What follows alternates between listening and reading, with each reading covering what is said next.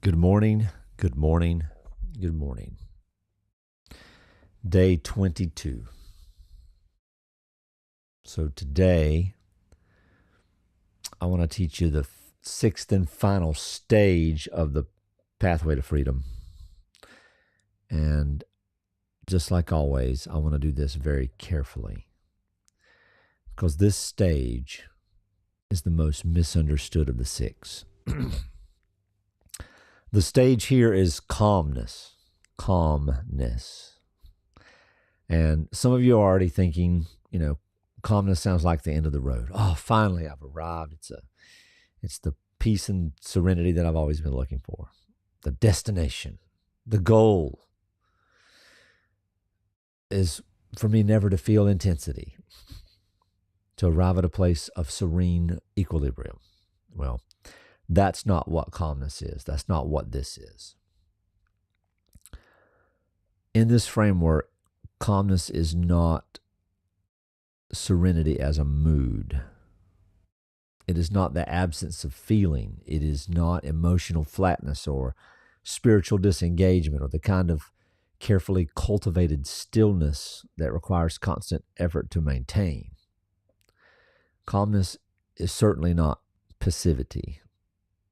A calm person is not a person who doesn't engage or doesn't respond or doesn't have strong reactions to things that matter. And calmness is not indifference or apathy. Some people who appear calm are actually just disconnected, right? They have learned to suppress or disassociate rather than genuinely regulate. That's not calmness. That's numbing. And there's a crucial difference. Calmness is the fruit of all the previous stages. It is the natural outcome of what grows in a person who has done the real work on the inside. The comfortable person who begin to hear their signal. The curious person who stopped being afraid of their own questions. The courageous person who acted in the presence of fear. The clear person who found their internal compass. The clean person who brought the inside and outside into alignment. When a person has moved through all of that, not perfectly, not completely, but truly, genuinely, what settles in them, that's calmness, groundedness, and interior stability that is not easily shaken by external conditions because it's not sourced in external conditions. The calm person is fully present in the turbulence. They're not above it, not behind glass, watching from a safe distance.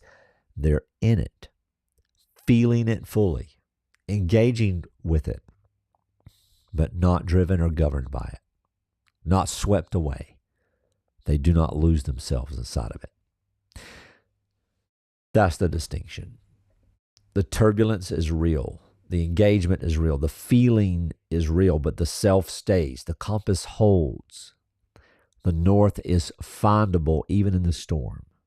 That is calmness. That's peace. And it is, in my experience, the most powerful state a human being can embody. Here's what I've noticed about genuinely calm people.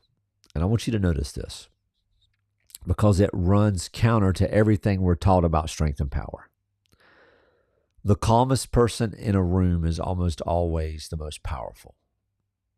They're not the loudest or even the most certain. They're certainly not the most aggressive or insistent or the most armored.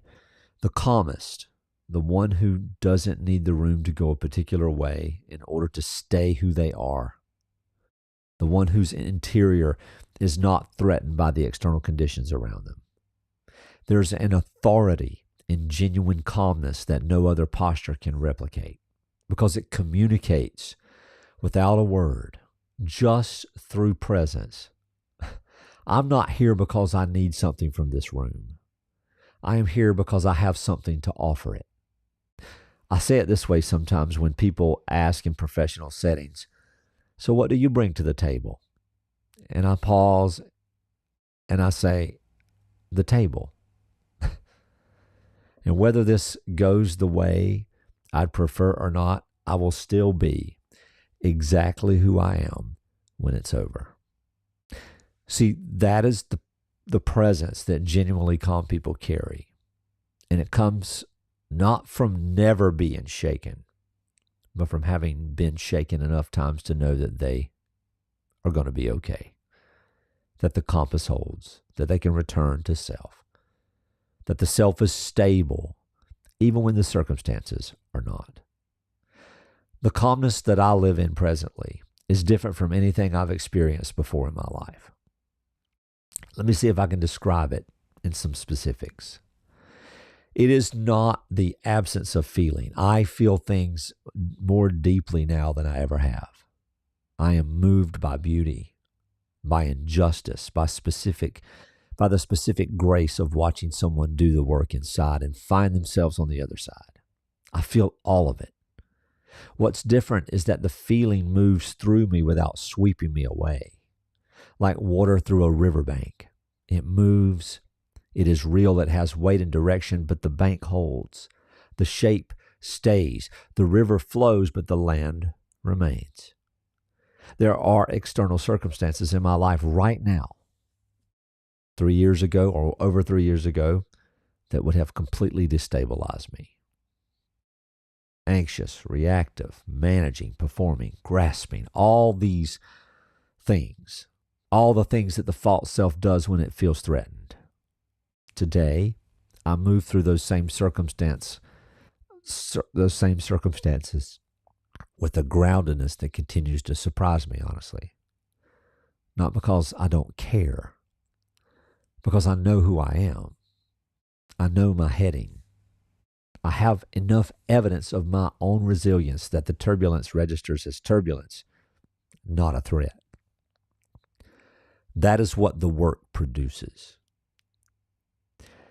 This is what 6 months and 3 years and a lifetime of choosing the aligned thing over the convenient thing eventually adds up to.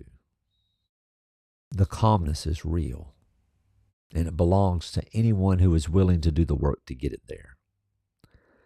Just be careful who you're listening to, because they may not be taking you to truth. Remember, honesty aligns liberation's language. The hall moment. The hall moment of calmness is the first time you stay yourself under real pressure, not the first time you don't react. You may have suppressed before, which is different. The first time the pressure arrives and you feel it fully and you stay. The compass holds, the self remains. The honesty is, I am here. I am still myself. The thing that just happened was real and I felt it fully, and I'm still here, still oriented, still knowing who I am. When that honesty lands, something aligns with an enormous settled certainty, and the language that forms is the language of self that has discovered its own stability. Not from conditions, but, and this is important, from roots. That's it. And that is the sixth stage, and it is the one from which everything becomes possible. The amplified life, the mastery, the influence. So today, I want you to practice one thing.